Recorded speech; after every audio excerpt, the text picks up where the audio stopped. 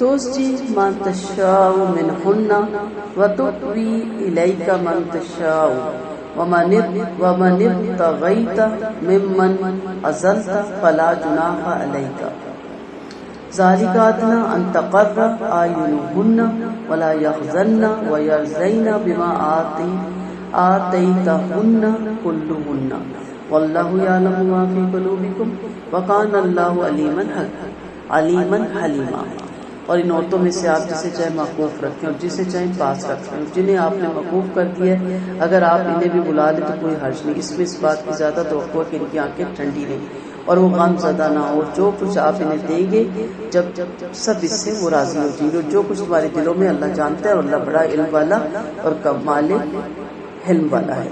آپ صلی اللہ علیہ وسلم پر باری مقرر کرنا اللہ نے واجب نہیں رکھی۔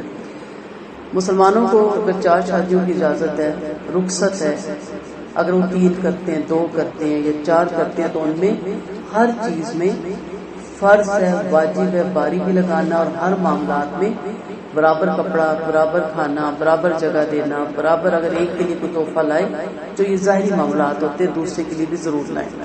نبی کریم صلی اللہ علیہ وسلم کو ان چیزوں سے آزاد رکھا گیا کیونکہ آپ کی زندگی کا مقصد تبلیغ تھا، اور اگر وہ انہی کاموں میں صرف لگے رہتے تو دوسرے کام نہیں کر سکتے تھے۔ اس کے باوجود آپ صلی اللہ علیہ وسلم نے، جو کہ آپ پہ واجب نہیں تھا، آپ نے اس کا پورا خیال رکھا۔ یعنی اس بات کی اجازت ہے کہ ازواج مطہرات کے پاس رہنے کی باری برابری یا کمی بیشی جس طرح چاہے آپ مقرر کریں، یا آپ کی مرضی پہ موقوف ہے، آپ کی ذمہ واجب نہیں۔ اس لیے بعد میں فرمایا کہ اس میں اس بات کی زیادہ توقع ہے کہ ان کی آنکھیں ٹھنڈی رہیں اور وہ رنجیدہ نہ ہو، یعنی جب انہیں یہ معلوم ہو جائے گا کہ تقسیم آپ کے ذمہ واجب نہیں تو پھر وہ بھی خاموش رہیں گی، اور جتنا بھی آپ حسن سلوک کریں گی، آپ کے عدل و انصاف کی تب و تعریفیں کریں گی، آپ کے صنعت کو مانیں گی، اور جو کچھ آپ انہیں دیں گے اس پہ بھی وہ راضی ہو جائیں گے۔ پھر فرمایا تمہارے دلوں میں کسی طرف جو رجحان ہے اسے اللہ خوب جانتا ہے۔ دلی محبت اور رجحان کا ہٹانا ممکن نہیں۔ حضرت عائشہ رضی اللہ عنہ فرماتی ہیں آپ صلی اللہ علیہ وسلم عدل و انصاف سے ازواج مطہرات کے پاس باری باری جایا کرتے تھے، پھر بھی اللہ سے دعا مانگا کرتے تھے، اے اللہ میں نے اپنی استطاعت پر ان باتوں میں عدل و مساوات کی کوشش کی جو میرے بس میں، لہٰذا مجھے ان باتوں کی باس پرس نہ کرنا جو تیرے اختیار میں اور میرے اختیار میں نہیں۔ یعنی اگر دل میں کوئی بیوی زیادہ اچھی لگتی ہے لیکن سامنے اس کے اظہار کرنے سے منع کیا گیا، لیکن اگر دل میں کوئی بیوی اپنی اخلاق کی وجہ سے، کردار کی وجہ سے یا حسن کی وجہ سے زیادہ اچھی لگتی ہے تو اس پہ اللہ کی پکڑ نہیں ہوگی۔ لیکن اگر اظہار کرے اور ہر وقت دوسری وہ کہتے رہے وہ مجھے بہت اچھی لگتی ہے، وہ زیادہ خوبصورت ہے، اور وہ تم سے زیادہ سگڑ ہے، وہ زیادہ اچھی ہے، تو یہ چیز پھر اللہ کو پسند نہیں۔ لیکن دل کے معاملات پہ اللہ تعالیٰ نہیں پکڑیں گے۔ اس کے نبی کریم صلی اللہ علیہ وسلم فرمایا کرتے تھے اللہ تعالیٰ میرے دل کے رجحان میں میری پکڑ نہ کرنا۔ ان عورتوں کے بعد اور عورتیں آپ کے لیے حلال نہیں، نہ ان کے بدلے اور عورتوں کو لے آنا حلال ہے، گویا آپ کو ان کا حسن اور جمال بھاتا ہو سوائے آپ کی لوڑیوں کے، اور اللہ چیز کا پورا پورا نگہبان ہے۔ آپ صلی اللہ علیہ وسلم کے پاس جتنی ازواج تھی اس کے بعد آپ کے لیے ہمیشہ کے لیے یہ پابندی تھی کہ جب تک آپ کی باقی زندگی اب آپ اور کوئی نکاح نہیں کر سکتے۔ تو یہ آپ صلی اللہ علیہ وسلم کے لیے فرض ہو گیا تھا، اور مسلمانوں کے لیے چھوٹ تھی کہ جب چاہے 4 عورتیں رکھ سکتے ہیں، اور کوئی 5ویں پسند آئے تو ایک کو طلاق دے کے وہ 5ویں کر لیتے تھے۔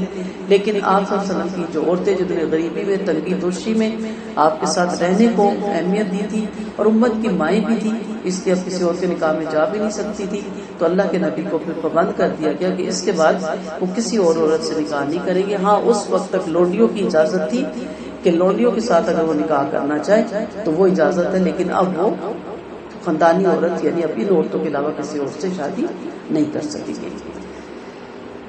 دامن رسول سے وابستہ رہنے کا یہ صلہ ملا تھا امہات المومنین کو، کیونکہ انہوں نے اپنے آپ کو آپ صلی اللہ علیہ وسلم کے ساتھ وابستہ رہنا چاہا، آپ کی رفاقت کو چھوڑنا گوارا نہیں کیا، اس لیے اللہ نے اس صلے میں آپ نے رسول کو حکم دیا آپ ان عورتوں میں سے کسی کو چھوڑ کر اس کی جگہ اور عورت سے نکاح نہیں کر سکتے، گویا وہ آپ کو کتنی بھلی معلوم کیوں نہ ہو۔ یہ اللہ تعالیٰ نے نبی کی بیویوں کے لیے ایک اعزاز دنیا میں بھی رکھ چھوڑا تھا۔ جب آپ نبی کریم صلی اللہ علیہ وسلم پہ یہ آیت اتری تو اس کے بعد آپ صلی اللہ علیہ وسلم نے پھر کسی اور سے نکاح نہیں کیا۔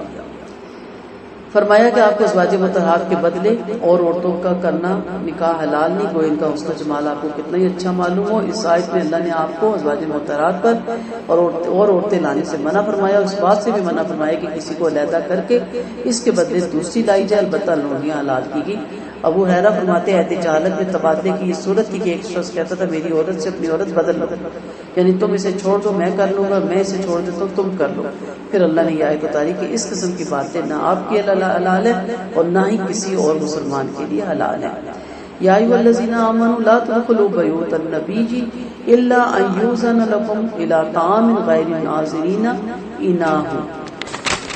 اب یہاں ایک اور ادب آپ کو سکھایا جائے گا، اے ایمان والو تم نبی کے گھروں میں داخل نہ ہو جایا کرو اور کھانے کے لیے بھی اجازت لے کر جایا کرو، پہلے سے جا کر مت بیٹھا کرو، اس کے پکنے کا انتظار کرو، بلکہ جب تم کو بلایا جائے تو جاؤ، جب کھا چکو تو چلے آؤ اور نہ وہاں باتوں میں مصروف ہو جایا کرو۔ یقین مانو تمہارا یہ کام نبی کو تکلیف پہنچاتا ہے اور وہ تم سے شرم کرتے ہیں اور لحاظ میں کچھ نہیں کہتے، اور اللہ حق بات میں کسی کو نہیں شرماتا۔ جب تم مومنین سے کوئی چیز مانگو تو ان سے پردے کے پیچھے سے مانگا کرو، اس میں تمہارے لیے ان کے دلوں کی پاکیزگی، اور تمہیں یہ لائق نہیں کہ اللہ کے رسول کو ستاؤ اور نہ تمہیں یہ لائق ہے کہ آپ کی بیویوں سے آپ کے بعد کسی وقت بھی کوئی نکاح کرے۔ یقین مانو تمہارا یہ فعل اللہ کے نزدیک بہت بڑا بھاری گناہ ہے۔ تم کسی چیز کو ظاہر کرو یا چھپاؤ، اللہ ہر چیز کو خوب جاننے والا ہے۔ شان نزول، یہ پردے کی آیات ہے۔ شان نزول میں تو پتہ چلتا ہے کہ نبی کریم صلی اللہ علیہ وسلم نے نکاح کیا، نکاح کے وقت لوگوں کو انوائٹ کیا۔ یہ واقعہ ذی القعدہ 5 ہجری کا ہے۔ آپ کا نکاح آسمانوں پہ زینب بنت حجج سے ہوا تھا اور لوگ آئے اور جا نہیں رہے تھے، دیر ہو گئی تھی اور آپ بار بار چاہتے تھے کہ جائیں اور میں اپنی بیوی کے پاس جاؤں، اور بار بار آپ اٹھ کے ادھر ادھر پھرنے چلے جاتے تھے، واپس آتے تھے وہ وہیں ہوتے تھے۔ آخر کار جا کے انہوں نے کہیں وہاں سے نکلے، اور انس فرماتے ہیں کہ سب جب چلے گئے تو میں آپ کے ساتھ اندر جانے لگا تو آپ نے میرے اور اپنے درمیان پردہ گرا دیا، اور اس کے بعد یہ آیت ہے کہ بیوی کے گھر نبی کے گھروں میں اس طرح اوپن نہیں جانا، اور جو کچھ بھی مانگنا ہے وہ بھی پردے کے پیچھے سے مانگنا ہے، یعنی پردہ فرض ہو گیا تھا ازواج مطہرات پہ بھی۔ یہ تو اس کا شان نزول تھا۔ اب اس کو جب آپ ضمنی لیتے ہیں، عام لیتے ہیں، تو ہر ایک مسلمان کے گھر میں، ہر ایک دیندار کے گھر میں بغیر اجازت کے داخل نہیں ہوا جائے گا، اور اگر کوئی انوائٹ کرے گا، جیسے ہم لوگ افطاریاں کرتے ہیں، دعوتیں کرتے ہیں، ہمیں بھی لوگ انوائٹ کرتے ہیں، تو ایک اصول بتایا گیا، ایک طریقہ بتایا گیا کہ یہ نہیں ہے کہ رات کا کھانا ہے اور آپ 5 بجے چلے جائیں کہ گپ شپ ماریں گے۔ اب گھر والے آپ کے ساتھ گپ شپ ماریں یا وہ کچن میں جائیں کوکنگ کریں، تو اس لیے لیٹ جائے۔ اب لیٹ اتنا بھی نہیں کہ کھانا پک کے ٹھنڈا ہو جائے، بیچارے بیٹھے اور آپ جا ہی نہیں رہے۔ کھانا پکنے سے جیسے ایک اندازہ ہوتا ہے، آدھا گھنٹہ پہلے آپ پہنچے تاکہ وہ بھی پوری طرح تیاری کر کے رکھیں، انہیں بھی بھاگ دوڑنا بچے، اور جب آپ کھا بھی چکے تو گپ شپ مارنے کے لیے دیر تک نہ بیٹھے۔ ہوتا کیا، دوپہر کی دعوت ہوتی ہے اور لوگ نکلتے لگتے شام کے 6-7 بجا دیتے ہیں۔ اب گھر والوں نے برتن بھی سمیٹنے ہوتے ہیں اور بھی کام کرنے ہوتے ہیں، اور اگر رات کی دعوت ہے تو 12-1 بجنا تو ہمارے یہاں انڈرسٹوڈ ہے۔ کیوں؟ اسی لیے اس کو گپے بھی مارنی ہے، ٹھٹا بھی کرنا ہے۔ کہتے ہیں اصل کھانے تھوڑی آئے جی، اصل تو آئے گپ شپ کرنے، یہی کہتے ہیں نا۔ تو منع کیا گیا کہ اللہ نے یہ حکم اتارا، یہ طریقہ بتایا نبی کریم صلی اللہ علیہ وسلم کی فیملیز کو سامنے رکھ کے کہ ایک مسلمان کا یہ طریقہ نہیں ہونا چاہیے کہ پہلے جا کے بیٹھو یا کچن میں جا کے وہ اچھا بنا کیا رہی ہو، کتنا عجیب سا ہو جاتا ہے، کتنا آکورڈ ہو جاتا ہے بندہ۔ تو ان چیزوں سے منع کیا گیا، اور ٹھٹے مارنے سے، کسی گھر میں اتنی دیر بیٹھنے سے، یہ تمام چیزیں بھی یہ لحاظ رکھیں۔ وقت پہ جائیں اور وقت پہ اٹھ کے وہاں سے آج بیٹھے ہو، باقی سارے گپے مارے، آپ نکل آئے۔ دل تو چاہ رہا ہوتا ہے ساری فیملی اکٹھی ہے، لیکن آپ نے ان اصولوں کو اپنانا ہے اور آپ نے کہنا ہے جی میں نکلتی ہوں، میرے اور بڑے کام ہے، تاکہ آپ بھی کچھ کر سکیں اور آ جائیں۔ پھر وہ باقیوں کی اپنی مرضی، لیکن آپ کے صبر کو دیکھ کے دوسرے بھی انشاءاللہ ضرور سیکھیں گے۔ یہاں کہا گیا کہ نبی کریم صلی اللہ علیہ وسلم کو اس چیز نے اذیت دی، وہ آپ کا لحاظ کرتے ہیں، اللہ نہیں لحاظ کرتا نا۔ وہ تو شرما رہے تھے، بیوی کے پاس جانا چاہ رہے تھے۔ اب اسی طرح ہم دلہن بیاہ کے لاتے ہیں، ہم اسے چھوڑتے ہی نہیں، اس کو گھیرے میں رکھتے ہیں، مہمانوں کے ساتھ لگے رہتے ہیں، اور یہ ایک شرعی عذر ہے۔ اب ایک مرد اور لڑکا اپنی بیوی کے پاس جانا چاہتا ہے، ہم بھی اس کا پیچھا نہیں چھوڑتے، آدھی رات اسی میں کر دیتے ہیں کہ اس سے منع کیا گیا۔ اللہ حیا نہیں کرتا، اللہ نے کھل کے بتایا کہ نکاح کیا کیوں، اس نے اسی لیے کیا نا کہ ازواج اس کی بیوی آئے، اور پھر دوسری چیزیں بھی ہمارے پاس ہو جاتی ہے۔ یہ تو بیوی کو لوٹتا ہی نہیں، شکر کرو بیوی کے پاس بیٹھا، شکر کرو کسی غیر عورت کے پاس نہیں بیٹھا۔ ایک عجیب سی شرم ہو یار، ٹھیک ہے ہونی چاہیے، یہ نہیں کہ اس رشتے کو اتنا کھلم کھلا آپ کریں، لیکن میاں بیوی میں اتنی بھی نہ آپ روڑے اٹکائیں، اتنی بھی کہ وہ بیچارہ بے سکون ہو جائے اور گھر ہی نہ آئے کہ جا کے کرنا کیا۔ کتنے ایسے واقعات ہیں کہ کئیوں نے اپنے ماؤں سے کہا کہ اچھا آپ نے اس کو میرے لیے نہیں اپنے برتن منجوانے کے لیے لایا تھا، آپ کے کام ہی نہیں ختم ہوتے، آپ کے برتن دھونے ہی۔ اچھا وہ ماں باپ کو نہیں کہیں گے تو بیویوں سے لڑیں گے، بیویوں پہ غصہ اتاریں گے، نہ وہ بیویاں بیچاریاں بتا سکتی ہیں کہ ہمارے جھگڑے کی وجہ کیا ہے، اور نہ ہی مرد اپنے ماں باپ کو، بہن بھائی کو ٹوکیں گے، سارا غصہ عورتوں پہ اتارتے ہیں۔ تو یہ بھی طریقے سے نکاح کر کے لائیں، ان کو اکیلا چھوڑیں، اس کے بعد ان کے ازواجی جو تعلق ہے، ان کے جو رشتے ہیں، اس کو ٹانگے مت لڑائیں، ٹو مت لگائیں اور طنز مت ماریں۔ ہم تو کہتے ہیں واہ بھائی اب تو اس کو نظر ہی نہیں آتا، شکر کریں اس کو بیوی نظر آتی ہے، حلال جگہ میں اللہ کے حکموں کے مطابق وہ زندگی گزارے۔ باہر سے وہ منہ مارے گا تو وہ اچھا ہے، لیکن وہ کون منہ مارتا ہے؟ جن کو ہم گھر میں سہولت نہیں دیتے، ہر وقت ان کے کمرے کی ٹو میں لگے رہتے ہیں، ہر وقت ہماری نظر انہیں پہ ہوتی ہے، تو ان چیزوں کو اللہ پسند نہیں کرتا، اللہ نہیں شرماتا۔ اللہ صاف بتا رہا ہے کہ یہ چیزیں نہیں پسندیدہ اور ہمیں بھی اپنی زندگیوں میں ان چیزوں میں اب تبدیلی لانی ہے۔ تو فرمایا یہ حکم تمہارے لیے اور ان کے دلوں کے لیے پاکیزگی ہے، ایک عمدہ ذریعہ ہے، اور تمہیں یہ لائق نہیں ہے کہ اللہ کے رسول کو تکلیف پہنچاؤ، یہ لائق ہے کہ، اور نہ یہ لائق ہے کہ آپ کے بعد کوئی ام المومنین سے نکاح بھی کرے، ایسا کرنا اللہ کے نزدیک بہت بڑا گناہ ہے۔ عورتوں پر کوئی گناہ نہیں کہ اپنے باپوں کے، بیٹوں کے، بھائیوں کے، بھتیجوں کے، بھانجوں کے، عورتوں کے اور غلاموں کے سامنے ہوں۔ عورتوں کے لیے یعنی اپنے بھتیجے، اپنے بھانجے، مرد کے بھتیجے اور بھانجے نہیں۔ اے عورتوں اللہ سے ڈرتی رہو، یقین مانو اللہ ہر چیز پر اچھی طرح سے گواہ ہے۔ بہت پیارے پیارے یہ رشتے ہیں، ان کے سامنے آپ جس طرح آپ نے ابھی کپڑے پہنے آپ ان کپڑوں میں آ جا سکتی ہیں، لیکن جو خالو ہوتا ہے اور جو آپ کا رشتے ایسے ہوتے ہیں، نہ محرم کے شور کے خالو ہوتے ہیں یا شور کے جو ماموں ہوتے ہیں، ان سے آپ کا پردہ ہوتا ہے، اور آپ کے شور کا جو بھتیجا ہوتا ہے، آپ کے شور کا جو بھانجا ہوتا ہے، بلوغت کی عمر میں وہ پہنچ گیا تو آپ کا ان سے پردہ ہوتا ہے، کیونکہ مامی اور چاچی کسی وقت بھی نکاح میں جا سکتی ہے، اپنے شوہر سے طلاق لے کے بھی اپنے شوہر کے بھتیجے کے نکاح میں جا سکتی ہے اور بیوتی کی صورت میں، لیکن اپنے بھانجے اور بھتیجے کے نکاح میں وہ کبھی بھی نہیں جا سکتی۔ یہاں سے آپ کو سامنے پتہ چل جائے گا کہ کن کے سامنے میرا پردہ ہے اور کن کے سامنے میرا پردہ نہیں ہے۔ یہ نہیں کہ یہ تو میری گودوں میں پلے ہیں، ٹھیک ہے آپ مامی تھی، چاچی تھی، تائی تھی، آپ کے سامنے بچہ پیدا ہوئے آپ کی گودوں میں پلے، لیکن جب وہ بلوغت کی عمر کو پہنچ گئے آپ پہ پردہ فرض ہو گیا، اب آپ نے ان کے سامنے پردے میں ہونا ہے، جوائنٹ فیملی سسٹم میں ہونا ہے، ایسا کپڑے، ایسی چادریں، ایسا سیٹ اپ، اپنا ایسا رکھ رکھاؤ کہ انہیں بھی پتہ چلے ہماری یہ تائی چاچی، ہماری مامی با پردہ عورت ہے، ٹھٹے نہیں مارتی، ہر وقت ہمارے پاس بیٹھ کے گپے نہیں مارتی۔ تو ان تمام رشتوں سے آپ کا جن کا پردہ ہے ان سے پردہ کرے۔ ان اللہ وملائکتہ یصلون علی النبی یا ایھا الذین آمنوا صلوا علیہ وسلموا تسلیما۔ لیکن اللہ اس کے فرشتے اس نبی پر رحمت اور دعا رحمت بھیجتے ہیں، اے مانو تو تم بھی اس پہ درود بھیجو اور کثرت سے سلام بھیجو۔ نبی کریم صلی اللہ علیہ وسلم پر درود بھیجنے کی فضیلت بتائی جا رہی ہے، فرشتوں میں آپ کی تعریف کرنا، اللہ کا درود بھیجنا اور دعا کرنا فرشتوں کا درود بھیجنا ہے۔ ابن عباس فرماتے ہیں فرشتے آپ کے لیے برکت کی دعا کرتے ہیں، مقصد یہ ہے کہ اللہ نے اپنے بندوں کو اپنے بندے اور اپنے نبی کے مرتبے اور اس عالی مقام کی خبر دی جو فرشتوں کی اعلیٰ جماعت میں اس کے نزدیک آپ کا مرتبہ ہے، کہ اللہ مقرب فرشتوں کے سامنے آپ کی تعریف کرتا ہے اور فرشتے بھی آپ کے لیے برکت کی دعا کرتے ہیں۔ پھر حق تعالیٰ نے اس دنیا کے انسانوں کو حکم دیا کہ وہ بھی آپ پر درود بھیجے تاکہ آپ کی تعریف اور تصریف میں دنیا والے اور آسمان والے سب مل جائیں، اور نیز اللہ اپنے مومن بندوں پر بھی درود بھیجتا ہے۔ فرمایا هو الذی یصلی علیکم وملائکتہ، اللہ اور اس کے فرشتے تم پر درود بھیجتے ہیں تاکہ وہ تم کو اندھیروں سے اجالوں کی طرف نکال کر لے آئیں۔ وبشر الصابرین، سورۃ بقرہ میں بھی آپ نے پڑھا، ہم صبر کرنے والوں کو بشارت سناتے ہیں جب انہیں کوئی مصیبت پیش آتی ہے تو انا للہ و انا الیہ راجعون پڑھتے ہیں، اور ان لوگوں پر ان کے رب کی طرف سے درود ہے۔ حدیث میں کہ اللہ اس کے فرشتے صفوں کی سیدھی جاننے والوں پر درود بھیجتے ہیں۔ ایک اور حدیث میں اے آل ابی اوفا پر درود بھیجو۔ جابر کی عالیہ نے آپ سے اپنے اوپر اور اپنے شوہر کے اوپر درود بھیجنے کی درخواست کی تو آپ نے فرمایا کہ اللہ تم پر اور تمہارے شوہر پر درود بھیجے۔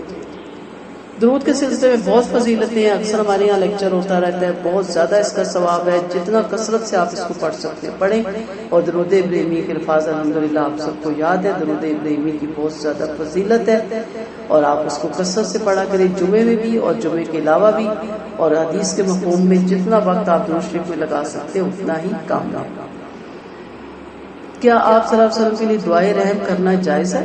اس حدیث میں آپ صلی اللہ علیہ وسلم کی رحم کی دعا بھی ثابت ہوتی ہے، جیسا کہ اس کی تائید ایک عرابی والی حدیث میں آتی ہے کہ اس نے دعا مانگی، اللہ مجھ پر اور محمد صلی اللہ علیہ وسلم پہ رحم فرما اور ہمارے ساتھ کسی اور پہ رحم نہ فرما۔ آپ نے فرمایا تم نے اللہ کی وسعت کو، وسعت رحمت کو تنگ کر دیا۔ یہ نہیں کہا کہ تم نے کیسی دعا مانگی کہ نعوذ باللہ مجھے رحم کی ضرورت ہی نہیں ہے۔ ابو طلحہ فرماتے ہیں ایک دن آپ صلی اللہ علیہ وسلم تشریف فرماتے، آپ کے چہرے سے مسکراہٹ نمایاں تھی۔ صحابہ نے پوچھا آج آپ خوش ہیں؟ فرمایا میرے پاس فرشتے نے آ کے کہا محمد صلی اللہ علیہ وسلم کیا بات ہے کہ آپ کو خوشی نہ کر دیں کہ آپ کا رب فرما رہا ہے کہ آپ کا جو امتی آپ پر ایک دفعہ درود بھیجے گا میں اسے اپنی 10 رحمتیں عطا کروں گا، اسی طرح ایک سلام کے بدلے میں 10 سلام دوں گا۔ میں نے کہا کہ کیوں نہیں؟ ایک روایت میں کہ ایک درود کے بدلے 10 نیکیاں ملے گی، 10 بدیاں مٹائی جائیں گی، 10 درجے بلند کر دیے جائیں گے اور اس جیسا درود لٹایا بھی جائے گا۔ تو بہت سی ایسی روایتیں، ایک جگہ یہ بھی آتا ہے کہ جس کے سامنے میرا نام لیا جائے وہ درود نہ پڑے تو حضرت جبرائیل علیہ السلام نے کہا اس پہ لعنت، اور اللہ کے نبی نے بھی کہا لعنت۔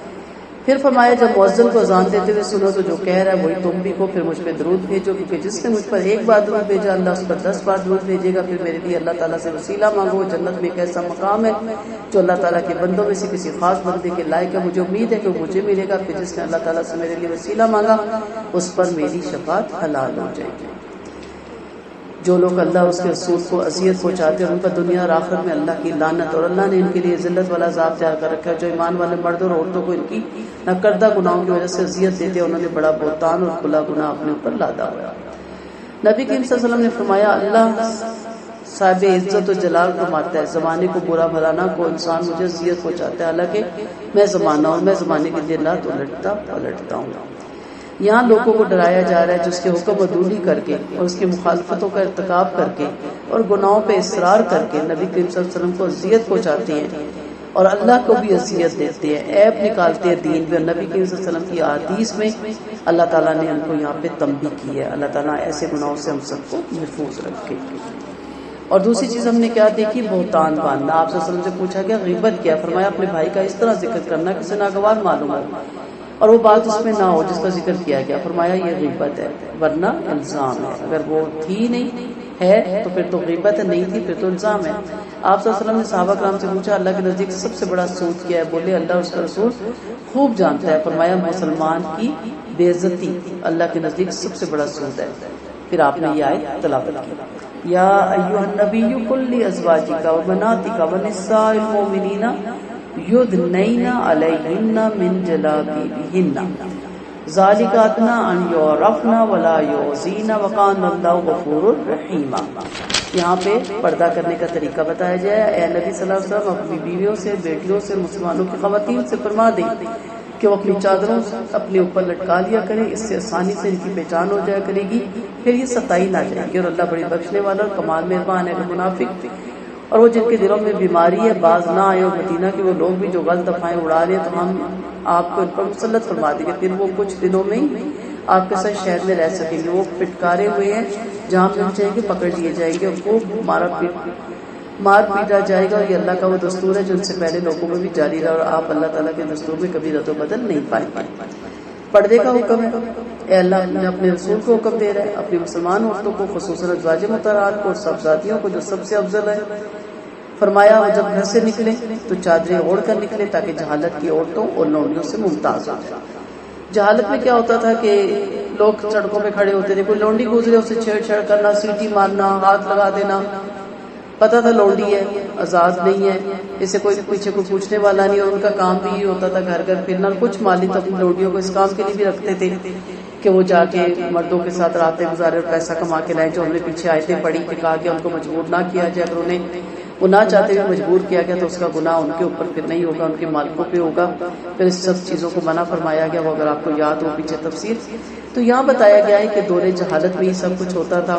پھر جب کوئی پردے میں آتا تھا تو مرد راستہ چھوڑ دیتے تھے کہ یہ ایک آزاد عورت ہے، خاندانی عورت ہے، شوہر والی ہے اور عزت دار عورت ہے، تو اس کا راستہ چھوڑ دیتے تھے۔ اب پھر الٹی گنگا بہ رہی ہے۔ اب ہم ایسا لباس پہن کے ہماری بچیاں جب سڑکوں پہ نکلتی ہے، کوئی چھیڑتا ہے، کوئی سیٹی مارتا ہے تو ہم سب اس کے پیچھے پڑ جاتے ہیں اور کہتے ہیں تمہاری ماں بہنیں نہیں ہیں، تو کیا کہتا ہے ہاں وہ ہیں پر گھر میں بیٹھی ہیں۔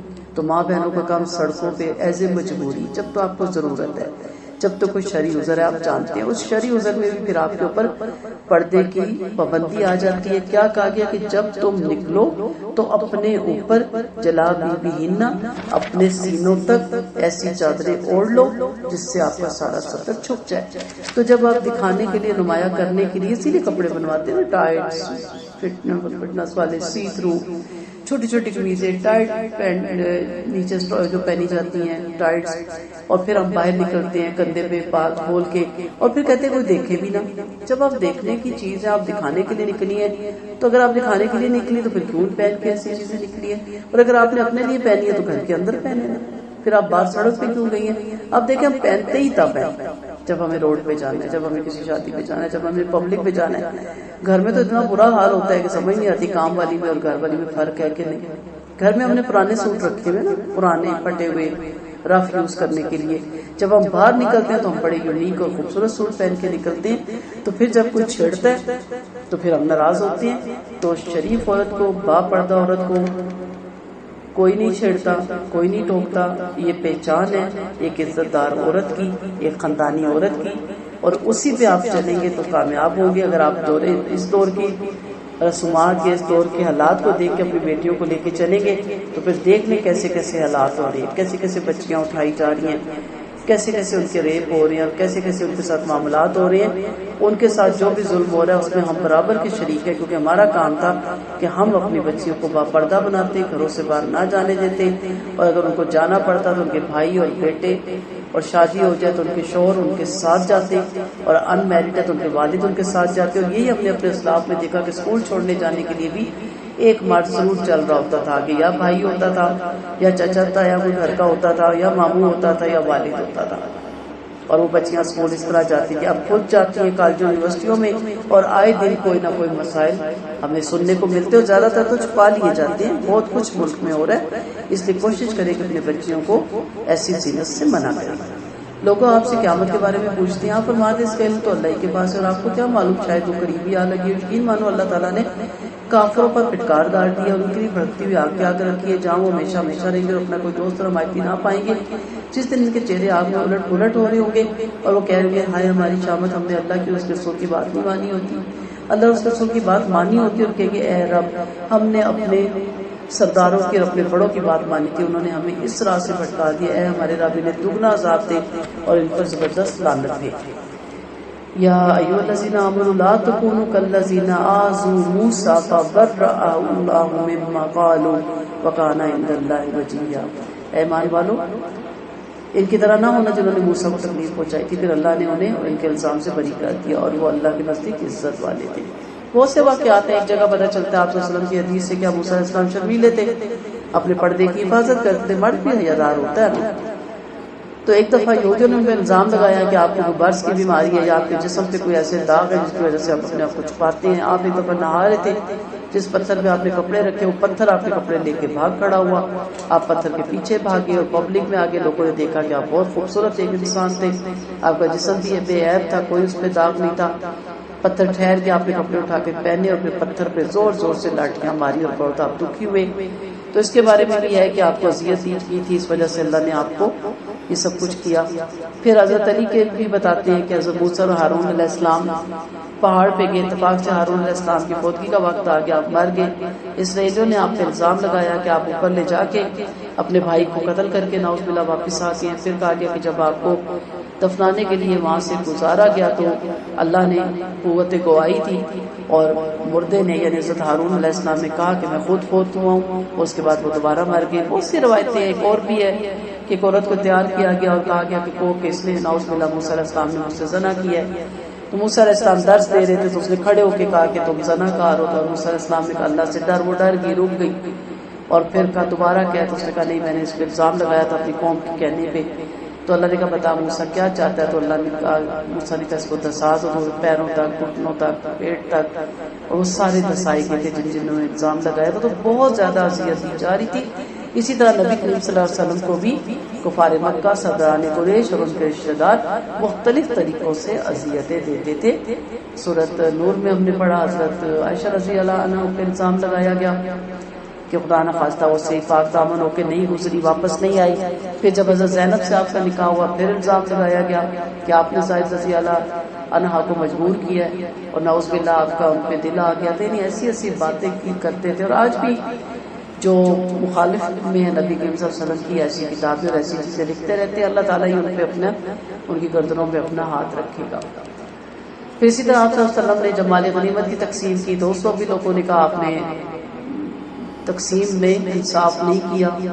یہ بات بھی نبی کریم صلی اللہ علیہ وسلم کو بہت دکھ دے گی. آپ کا چہرہ سرخ ہو گیا. آپ نے فرمایا اللہ حضرت موسیٰ پہ رحم فرمائے، انہیں اس سے بھی زیادہ دکھ دیا گیا مگر آپ نے صبر کیا. تو یہ ساری باتیں آ جاتی ہیں. اور اسی طرح اس میں وہ تمام ہستیاں، وہ تمام بزرگان دین، وہ تمام آپ کے علماء، وہ تمام ان کے استاذہ جن کی ہم جا کے انسلٹ کرتے ہیں. بچہ فیل ہو جائے تو کہتے کیا پڑھاتے رہیے، کس چیز کی آپ فیس لیتے رہے، کس لیے ہم آپ کو فیس دیتے رہے. انسلٹ ہوتی ہے استاد کی. ماں باپ کو ہم کھڑے ہو کے کہتے کیا ہمارے لیے کیا، کیا ہمارے لیے بنایا، دنیا اتنا کچھ بناتی ہے آپ کیا کرتے رہے. کہ ان کو دکھ پہنچاتی ہیں یہ چیزیں. ہر وہ رشتہ جو آپ کے لیے کھپا ہے، جس نے آپ کے لیے عمریں لگائی ہیں، زندگیاں لگائی ہیں، کون چاہتا ہے اپنا کام ہو؟ کوئی استاد چاہتا ہے آپ فیل ہو؟ اس کی انسلٹ ہے اگر آپ اس کی کلاس فیل ہوگی. کوئی ماں باپ چاہتے ہیں کہ آپ اپنا کام ہو؟ لیکن سارا مدعا اپنی نالائکی کا یا اپنی قسمت میں جو اللہ نے نہیں رکھا تھا اس کا سارا مدعا اپنے ماں باپ پہ یا استاد پہ ڈال دینا، یا شور کو ہر وقت کرٹیسائز کرنا کہ تمہارے ساتھ تو مجھے خیر ملا نہیں، تمہارے ساتھ تو آ کے میرے غربت ہی کاٹی. اس طرح کی باتیں اذیت دیتی ہیں. کسی کو اذیت مت دے، اللہ تعالیٰ کو یہ پسند ہے. اسی لیے کہا گیا یا ایھا الذین آمنوا اتقوا اللہ وقولوا قولا سدیدا. اے ایمان والو اللہ سے ڈر جو سیدھی اور صحیح بات ہو. یوسف علیہ السلام نے کیا کہا تھا اپنے بھائیوں کو کہ تمہارے اور ہمارے درمیان شیطان نے جدائی ڈالی، شکر اس رب کا جس نے مجھے قید خانے سے باہر نکالا. یوسف علیہ السلام کے واقعے میں بہت ہی امپریس والی چیز ہے، لیکن سب سے زیادہ جو مجھے چیز امپریس کرتی ہے کہ ان بھائیوں کو سیٹل کرنے جنہوں نے آپ کو کول میں گرایا تھا، اپنے باپ سے جدا کروایا تھا. یہ ظرف ہونا چاہیے کہ جو آپ کے ساتھ برائی کرے، جو آپ کے لیے ایسے اسباب کرے کہ آپ کو موت کے حوالے کر دے، آپ جب اقتدار میں آئیں، جب آپ سیٹل ہو تو آپ اس کے ساتھ نیکی کریں.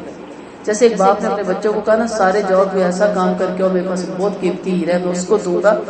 سارے واپس آئے، بڑی بڑی انہوں نے پلاننگ بتائی. ایک خاموش بیٹھا رہا، کہا تم نے کچھ نہیں کیا. کہا نہیں ٹائم ملا. کیا کرتے رہے؟ کہتا نکلا میرا دشمن تھا، وہ نشے میں دھت تھا اور وہ کھائی کے قریب تھا. میں ایک کک مارتا اور وہ کھائی میں چلا جاتا، میری جان ہی چھوڑ جاتی. میں نے سوچا اس کے بیوی بچے ہیں، مر جائے گا تو ان کا کیا بنے گا. میں نے منہ لپیٹا کہ مجھے پہچانے بھی نہ، اس کو شرمندگی بھی نہ ہو. میں نے وہاں سے اس کو گھسیٹا، کندھے پہ ڈالا، اس کے گھر گیا اور اندر اس کے گھر میں اس کو چھوڑ کے واپس آیا. تو ٹائم ہی نہیں بچا تو اس کے باپ نے کہا تم ہیرے کے قابل ہو، اس ہیرے سے ڈیزرو کرتا ہے کہ یہ ہیرا تمہیں دیا جائے. یہ بہت بڑے ظرف کی بات ہوتی ہے کہ دشمن کے ساتھ بھلائی، اور وہ بھی منہ چھپا کے کہ دشمن دیکھ کے کل شرمندہ بھی نہ ہو آپ کے سامنے کہ میں اس کے ساتھ کیا کرتا رہا، یہ میرے ساتھ کیا کرتا رہا. تو یہ جو زبان کا ہے نا نقصان یہ بہت زیادہ ہے. اس لیے کیا کہا گیا؟ بہترین بات کریں، سلیقے سے بات کریں، اپنا نصیب سمجھیں. اگر ماں باپ کہنا کہ بیٹا ہم آپ کے لیے کچھ نہیں بنا سکے، کہ آپ نے ایسے کیسے سوچا؟ آج میں جس جگہ کھڑا ہوں، جس مقام پہ کھڑا ہوں، آپ ہی کی وجہ سے کھڑا ہوں. آپ نے مجھے ویلیوز دی ہیں، آپ نے مجھے تعلیم دی ہے، آپ نے مجھے عقل دی ہے، سمجھ دی ہے، آپ نے مجھے بہتر بنایا. اپنی ہر خوبی کو، اور اس میں کوئی شک بھی نہیں، ثواب اپنے ماں باپ کی طرف منتقل کریں. ماں باپ نے نہ ڈالی ہو تو آپ کے اندر خوبیاں نہیں آتی. استاد کو بھی ہمیشہ اپریشیٹ کرے کہ آپ نے اتنی محنت کی.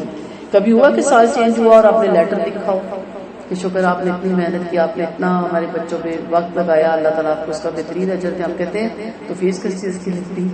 انسلٹ، ہر وقت انسلٹ. تو اچھا زبان، اچھا قول، اچھی بات مردہ دل کو زندگی دے دیتا ہے. آپ کی اچھی بات آپ کی زندگی سنوار دیتا ہے، اگلے کی بھی زندگی سنوار دیتا ہے. مایوسی سے انسان نکل کے زندگی طرف آ جاتا ہے. اپریشیٹ کرنے سے انسان کے اندر سوئی بھی صلاحیت جاگ جاتی ہے. اس لیے کہا یصلح لکم اعمالکم ویغفر لکم ذنوبکم. آپ کے اعمال درست ہو جائیں گے، اصلاح ہو جائے گی، آپ کے کام سنور جائیں گے، اللہ آپ کو بخش دے گا آپ کے گناہوں سے. ومن یطع اللہ ورسولہ فقد فاز فوزا عظیما. بڑی کامیابی تو اسی کو حاصل ہوتی ہے جو اللہ اور اس کے رسول کی اطاعت کرتے ہیں. ہم نے آسمان و زمین پر اور پہاڑوں پر یہ امانت پیش کی، لیکن انہوں نے اس کے اٹھانے سے انکار کر دیا، اس سے ڈر گئے اور انسان نے اس کو اٹھا دیا کیونکہ وہ بڑا ظالم اور بڑا نادان ہے. تاکہ اللہ منافق اور مشرک مردوں اور عورتوں کو عذاب مبتلا فرمائے اور مومن مردوں اور عورتوں پر رجوع فرمائے. اللہ بڑی بخشنے والا اور کمال مہربان ہے. انسان نے یہ بار امانت اٹھا لیا. اللہ تعالیٰ ایک ضمنی سی بات ایک مثال سے سمجھا رہی ہے کہ جب اللہ نے اپنی مخلوق پیدا فرمائی تو انسانوں کو، جنوں کو، آسمانوں کو، زمینوں کو اور پہاڑوں کو جمع کیا. پھر پہلے تو امانت آسمانوں پہ پیش کی اور اللہ تعالیٰ نے مجھ سے فرمایا کہ تم اس کو قبول کرتے ہو، میرے ذمہ اس میں جنت کا ثواب ہے اور تم پر اور بھی اپنے بہت سے فضل و کرم کروں گا. بولے اے رب ہم میں یہ طاقت نہیں، نہ ہم اسے اٹھا سکیں گے، ویسے ہم تیرے اطاعت گزار رہیں گے. پھر زمین پر پیش کیا گیا، تم اسے قبول کرتی ہو، تمہیں میں بزرگی دوں گا، فضیلت دوں گا. انہوں نے جواب دیا اے ہمارے رب ہم ان پر صبر نہ کر سکیں گے، یہ ہماری طاقت سے باہر ہے، ہم تیرے مطیع و فرما بردار رہیں گے، تیرے حکم کو ٹالنے والے نہیں. پھر آدم کو قریب بلا کر کہا تم یہ امانت اٹھاتے ہو اور اس کی صحیح سے نگہداشت کا اقرار کرتے ہو. آدم نے پوچھا اگر میں اسے اٹھاؤں گا تو میرے لیے کیا ہے؟ فرمایا اے آدم اگر تو صحیح سے اطاعت کی اور امانت کا پورا حق ادا کر دے گا تو تیرے لیے میرے پاس بزرگی، فضل، جنت اور بہت سا ثواب ہے. اگر نافرمانی کرے گا، اس کی نگہداشت کا حق نہیں کرے گا، برے کام کرے گا تو سزا ملے گی اور جہنم کی آگ میں ڈال دیا جائے گا. بولا اے رب میں تیار ہوں اور اس کے اٹھانے پر راضی ہو گیا. اللہ تعالیٰ نے ان سے فرمایا کہ میں نے بار امانت تمہارے کندھوں پہ رکھ دیا. اسی بات کو یہاں فرمایا گیا کہ امانت کو انسان نے اٹھا لیا، لیکن اٹھانے کے بعد وہ کیا کرتا ہے؟ انہ کان ظلوما جہولا. اتنی زبردست امانت اٹھائی ہوئی ہے جس کو سنبھالنے کے بعد، یعنی امانت دار کو اس کی امانت ایز اٹ واپس کر دینے کا رزلٹ کیا ہے؟ اللہ کی دی ہوئی امانت کی آنکھیں کس لیے دی، کان کس لیے دی، زبان کس لیے دی، ہاتھ کس لیے دیے، دولت، مال، آپ گنتے چلے جائیں، ایز اٹ اسی طرح اس کے آلہ والے واپس کریں. قلب سلیم دیا، قلب سلیم ہی لے کے جائیں. سالم دل جس میں اس کی محبت بستی ہو. قلب منیب بھی لے کے جائیں جو پلٹ پلٹ کے دکھ میں، سکھ میں، تنگی میں، ترشی میں، بڑے بڑے حادثات میں بھی پھر وہ کتب نوا کی سوئی کی طرح ادھر ہی چلا جاتا. لوگ آپ کو ہلائیں، رلائیں، ستائیں، آپ پھر ادھر ہی چلے جائیں. میرا رب ہے نا، مصیبتوں سے کہہ دو کہ تم بڑی نہیں ہو، میرا رب بڑا ہے. تو یہاں کیا کہا گیا؟ جیسے میں ہمیشہ مثال سے کہتی ہوں، میں آپ کو پین دیتی ہوں، آپ اس سے لکھیں، آپ لکھیں گی تو میرے صدقہ جاریہ بنے گا. آپ توڑ مروڑ کے میرے سامنے رکھ دیں تو میں تو پریشان ہو جاؤں گا، نیکسٹ تو کبھی نہیں دوں گی، کیونکہ میں کہوں گی میں نے تو اس لیے دیا تھا، آپ کے دے دیا تو میری مرضی، میرا پہلے میں جو مرضی کروں.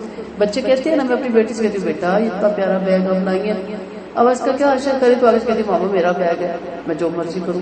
پھر میں اس کو سمجھاتی ہوں کہ بیگ آپ کا ہے لیکن اس کی بھی پکڑ ہے، اس کا بھی اللہ پوچھے گا کہ آپ کے پاس وہ خوبصورت بیگ تھا جو کسی اور کے پاس نہیں تھا، آپ نے اس کا حشر کیا کیا؟ تو آپ کے پاس صلاحیت ہے، وقت ہے، دولت ہے، مال ہے، آپ کے پاس وہ کچھ ہے جو دوسروں کے پاس نہیں ہے، ایز اٹ واپس کیے نے اللہ. یہ وہ آنکھیں جو ان جگہوں پہ پڑی جس پہ آپ کا حکم تھا، یہ وہ کان انہوں نے وہی سنا جس کا آپ کو حکم دیا تھا، ان ہاتھوں نے وہی کیا، ظلم نہیں کیا، برائی کے کام نہیں کیے، قدم ادھر ہی بڑھے جس طرح تو نے بڑھانے کا حکم دیا تھا. اس کی امانت اس کے ساتھ اسی طرح سپرد کر دے تو جنت الفردوس کے اعلیٰ درجے پائیں. اور اگر اس کی امانتوں میں آپ خیانت کریں گے، توڑ پھوڑ کے رکھ دیں گے. باڈی کو دیکھ لینا، شراب پینے سے کیا ہوتا ہے؟ گردے ختم، جگر ختم. یہ تو دنیاوی نقصان ہے، انسان کی عمر کم ہو جاتی ہے. تو آخرت میں کتنا عذاب ہے، سود کھانے کا کتنا نقصان ہے. تو کہا کہ انسان نے اٹھا تو لیا لیکن ظلم جہولا، ظلم بھی کرتا ہے اور بہت ہی جاہل ہے. تو اس جہالت سے اب ہم نے اپنے آپ کو بچانا ہے. ابن عباس فرماتے ہیں امانت سے مراد فرائض ہے. حق تعالیٰ نے انہیں آسمان اور زمین اور پہاڑوں میں پیش کر کے فرمایا تھا کہ اگر انہیں بجا لاؤ گے تو ثواب پاؤ گے اور اگر ان میں کوتاہی کرو گے اور ضائع کرو گے تو سزا پاؤ گے. لیکن انہوں نے اس خیال سے کہ ہم صحیح طور سے بجا نہ لا سکیں گے، اللہ کے دین کی عظمت کی خاطر اپنی مجبوری اور معذوری کا اظہار کیا اور آخر انسان نے حضرت آدم علیہ السلام میں سے خوشی خوشی قبول کیا. پھر فرمایا انسان بڑا ہی ظالم اور نادان ہے، اپنے بھولے پن کی وجہ سے بار امانت تو اٹھا لیا لیکن اس کو سنبھال نہیں پاتا. تو کوئی مشکل نہیں ہے کوئی اس میں، بلکہ دنیا میں بھی اس امانت کو سنبھالنے کا آپ ہی کو فائدہ ہے اور آخرت میں تو جنت الفردوس کے اعلیٰ درجے انشاءاللہ ملیں گے.